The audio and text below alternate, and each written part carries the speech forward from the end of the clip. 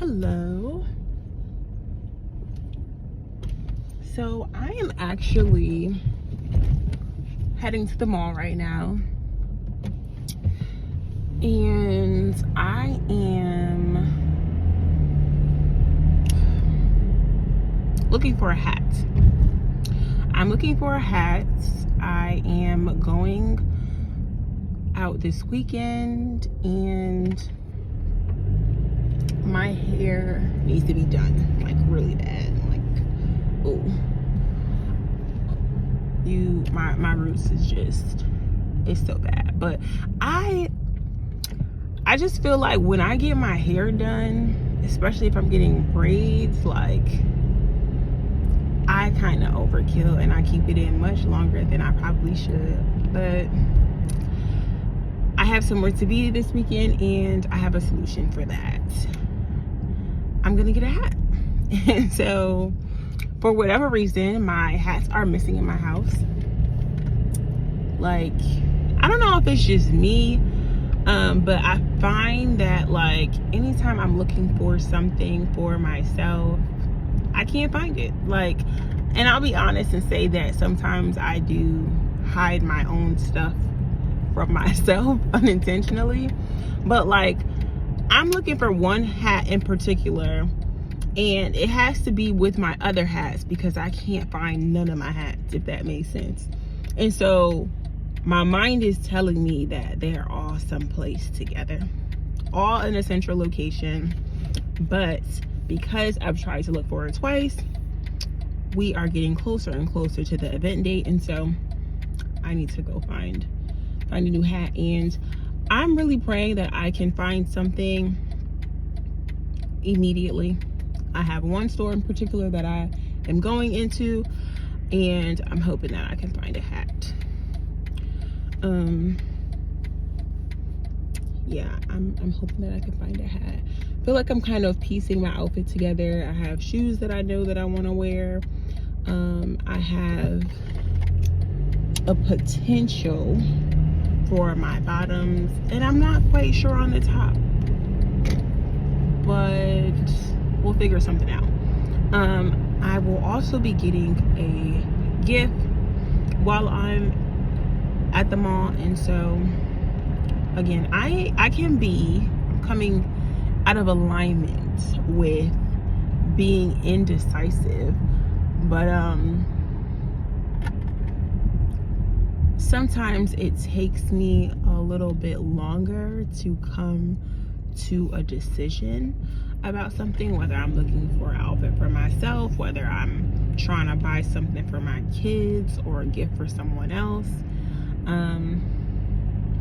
And that indecisiveness causes me to wait till the last minute, and I'm trying to evolve from that. Like, I'm too old to be doing that.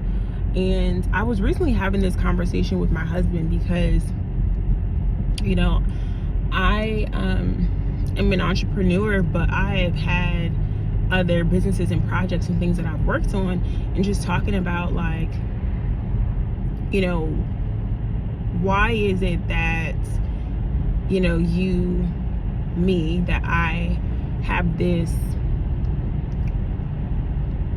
like procrastination, or, you know, wanting everything to be perfect before I hit that play button, before I hit that publish button, before I hit that print or live button.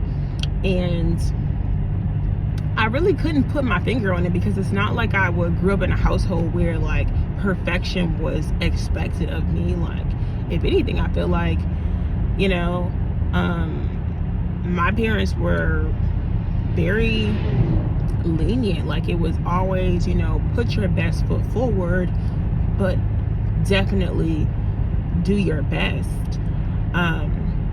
And, you know, we don't need you to get straight A's, but you're not going to get straight C's either. Like, so there was definitely like a buffer, if you will. But I just don't know where me wanting to do things perfect came from, because it wasn't expected of me. What I thought back to in our conversation was, you know, how my dad, he would always say, if you're gonna do something, do it right. And so that kind of rings in my mind. And he was a chef, and so presentation was always everything. He was paid for his presentation, so he was always making sure the dish or whatever he was preparing was pretty, it was beautiful, it not only tastes good, but the appearance of it wowed whoever was consuming it. And so I don't know if that's where it came from, but I have found, and I really didn't realize it until, you know, being more intentional in this season about being an entrepreneur and generating revenue in my business to, you know, get to where I want to be, and having conversations with my husband to say, why haven't you done X, Y, and Z yet? Like, for example, I have a list of companies that I'm going to pitch to for my business, you know, offering to host a webinar or info session with their staffer community to give them like high level overview on what they should know about life insurance, how to have those tough conversations with their family, and then educate their beneficiary. I have a whole database, over 500 companies, right? So my husband was like, why haven't you reached out to them yet? And I was like, I'm gonna do it as soon as I make this video that I want to put on my website. Okay, well, why you didn't put it on your website yet? Why? I didn't make the video yet. Why didn't you make the video yet? Because I'm just waiting until, you know, like my hair looks good and da-da-da-da, and it's like, bro, what? If you don't make the video or just reach out to those people, like, why are you waiting until you have a video up as if that's going to be the determining factor of their yes or no, right? I don't know. It's just like, and in the conversation, it's like, you know what, you're right, I'm gonna do it tomorrow. That was Sunday. It's been 4 days and I still ain't reached out to these people yet. And that does not include just like everyday life and the things that I have to do. And so because these are requirements, I'm required to you know, get my son up for school, make sure he's ready and dressed and has breakfast, and actually drive him to school, right? Okay, cool. Do what I do in between. I'm required to have a hard cutoff between, you know, 2:30 and 2:45 to now commute back and go pick him up from school, right? I'm required to provide my kids with dinner. Like, I have to feed my family. I'm required to do that. I'm required to bathe my kids and put them to bed. Like, I'm required to do those things. I'm not required to send these emails, but excuse me, when you get to a place where it's like, how bad do you want it? Is this a business or is this a hobby? And so finding time to work on things that I have to work on, because at some point those become requirements too. Like, if the business is going to make money, there are things that I'm going to be required to do. And some of those requirements might include sacrificing things that I want to do. Like, I just talked about going to an event, right? That's not required of me. That's not going to make me any money. I'm doing this to support my family, and, you know, show up because people have supported me. And so I just have to find, you know, I have to make the time and be intentional in those spaces, and where I'm doing, sorry, I'm in a garage, so it's so dark right now, doing the things that, you know, are required of me on a business level, because in order to make money in a business, there are requirements. Let's hurry up and go in this store. I'm gonna take y'all with me. Okay, so my plan was to go into one store, just one store. I literally parked in that parking lot for this one particular store.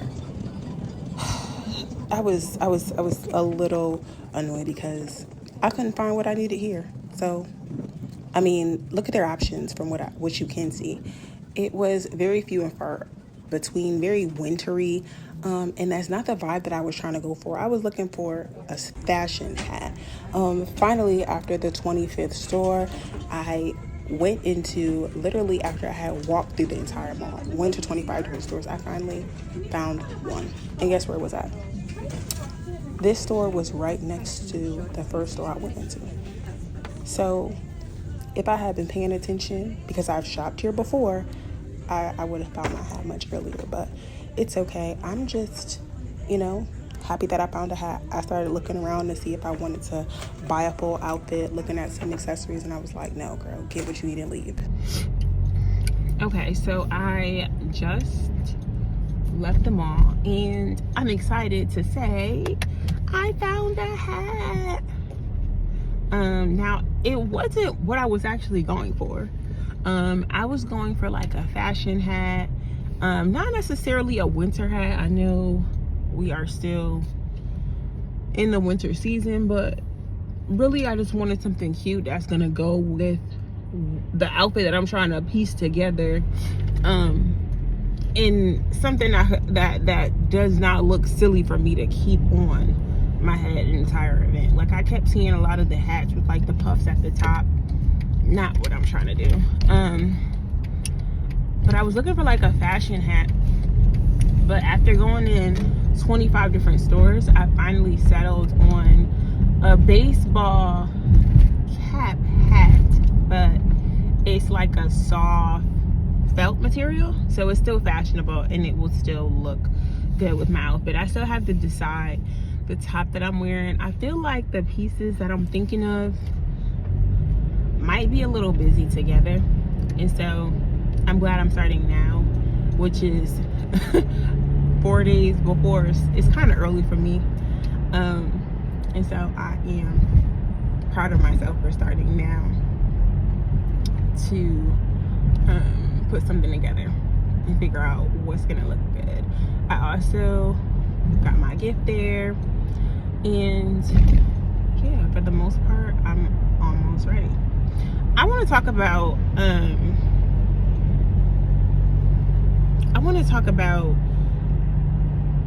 the school system, just briefly. Nothing too crazy. Probably not what you're thinking, so bear with me. I feel like schools nowadays are expecting a lot of the parents. Now, wait a minute. Don't come for me just yet. When I say that, I mean just like activity wise. And I'm all for it. Like, I'm not complaining. This is my first year being in school with my son, and I know we have years to go. And then even longer with my daughter, who hasn't started school yet. But it's like, there are so many different things that are celebrated, which I guess is a lot for me, because I want my kids to participate. I never want them to feel left out. But because I'm a little bit extra, like, I don't know how to do just one little thing. Like, everything's like a project. And so I'm just like, why are we doing all this? So I'll give you an example. The 100th day of school is coming up, right? It's next week. And 2 things they want you to do, and obviously it's optional, but I'm not gonna leave my son high and dry and him being the only kid or one of the kids that didn't participate, because he's in kindergarten. He's gonna feel left out, and I never want him to feel that when he is not in any control of including himself. Like, that falls on the parents. So 2 things they're doing. One, they want them to dress up as if they were 100 years old. And so yeah, I think it's cute, but it also takes effort from me to, one, find an outfit for him, one of which I'll probably have to order something online, maybe like look for an older person's outfit or something. I guess they kind of gave us a week notice. They told us yesterday, and it's a week from yesterday. But then they also want you to send your child in with 100 items in a Ziploc bag.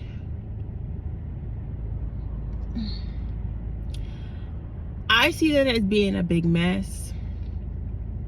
Now, the examples that they gave you were like cotton balls, coins, leaves, rocks. And my husband is like, I just couldn't make sense of this. And my husband is like, it's because they want them to physically see what 100 items look like. Okay. That makes sense, right? And I don't have a problem with gathering 100 items. In my mind, I'm just thinking about 26 kids coming to school with 100 items in a Ziploc bag, and what that's even gonna look like midday if it all makes it to that time. Like, what about the kids who get on the bus? You know they're gonna show up with 75 of those items. Like, I just don't think that makes sense to do, to send these kids to school with 100 items in a Ziploc bag. God forbid it's candy. Forget it. like it's gonna be gone. I think that they should just have, like, they should gather 100 items of things, and they said they're gonna have a ton of activities for them to do that day. So why don't they just provide the 100 items? They could provide the 100 items, right? And then that be one of the stations during the day, or something that they work on and look at. It just seems crazy to me to have that much stuff coming into school. Maybe it's just me. Let me know. Another thing that I feel like is interesting about schools these days is, like, kids always got a day off. Like, honestly, this week has felt so weird to me because there wasn't a day off or half a day or professional development. Like, it's always something. Literally every month of the year, my son has either a day off or a half a day. Every single month. And I know because we got the calendar when school first started, and I was intentional about putting every half a day, every day off, every vacation, every holiday into my calendar on my phone. And I'm like, every month you're not in school. Why are these kids not at school all day, every day? Now, they've had one snow day so far, and it was a half a day that turned into a full snow day because of lack of communication with some of the town's buses or whatever. But they're still, I think they took those snow days into account already, because they're still saying that the last day of school is still the original date that they said it to be. So this should be interesting. Honestly, I feel like winter is kind of over. Like, we had a snowstorm recently. That snow, I'm looking around, is mostly melted at this point. I think the groundhog gonna show a shadow, and we will be looking at spring very, very soon. That is my hope anyway. I am not a fan of winter and being cold. I I'm sure that I have vitamin D deficiency, but I know I'm wondering if I have iron deficiency as well, because it takes me forever to warm up, and so the cold has never been a friend of mine, and I'm over it.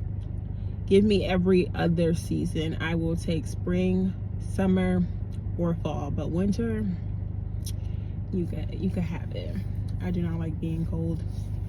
My husband loves the winter time, and I guess because he's naturally hot, like somebody who's always warm, and my lovely children take after that as well. So they're always hot, they're always sweating, and I'm on an island by myself, always cold.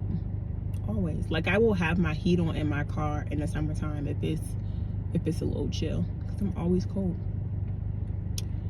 But yeah, that's what